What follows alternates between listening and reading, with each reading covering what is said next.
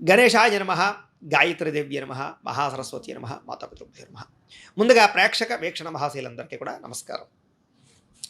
25వ తారీఖు జనవరి 2026 నుండి 31వ తారీఖు జనవరి 2026 వరకు కూడా ఈ వారం ద్వాదశ రాశుల వారికి కూడా ఎలా ఉండబోతుందో చూద్దాం.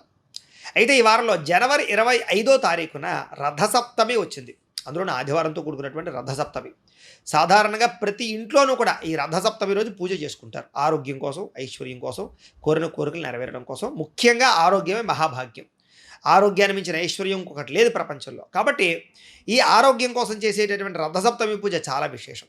ఇక ద్వాదశ రాశుల వారికి కూడా ఈ వారం ఎలా ఉండబోతుందో చూద్దాం.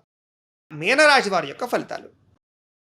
అయితే ఈ వారం గ్రహస్థితి చూసుకున్నట్లయితే కనుక పెద్ద విశేషంగా అనుకూలంగా కనపడటం లేదు. ఏది ఏమైనా చాలా జాగ్రత్తగా ఉండాలి. కొంతమంది మోసం చేసేవాళ్ళు ఉంటారు. పైకి మంచి వాళ్ళుగా నడుస్తారు, కానీ మిమ్మల్ని మోసం చేయడానికి ప్రయత్నం చేస్తూ ఉంటారు. కాబట్టి నమ్మక ద్రోహాలు ఎక్కువగా ఉన్నాయి. కాబట్టి ఎవరిని పడితే వాళ్ళని నమ్మకండి. ముఖ్యంగా స్త్రీలు, కాలేజీ విద్యార్థులు చాలా జాగ్రత్తగా ఉండవలసిన అవసరం కనపడుతోంది. అలాగే వివాహేతర సంబంధాల జోలికి కానీ, ప్రేమ వ్యామోహాలు కానీ, ప్రేమ కలాపాలు కానీ, శారీరక కోరికల కోసం కానీ వ్యవహారం చేసినట్లయితే కనుక సమస్యలు కొని తెచ్చుకునే అవకాశం కనపడుతోంది. కాబట్టి వాటికి చాలా దూరంగా ఉండాలి. అలాగే అక్రమ మార్గంలో డబ్బులు సంపాదిద్దామనుకున్న షేర్లు, బెట్టింగ్లు, స్కాముల జోలికి వెళ్ళినా ఎక్కువ ధన నష్టాలు ఉన్నాయి. కాబట్టి జాగ్రత్త. ఏదైనా వస్తువులు కొనేటప్పుడు, వాహనాలు కొనేటప్పుడు, భూములు, గృహాలు కొనేటప్పుడు చాలా జాగ్రత్తగా వ్యవహరించాలి. లేదా మధ్యవర్తుల్ని నమ్మి మోసపోయే అవకాశాలు ఉన్నాయి.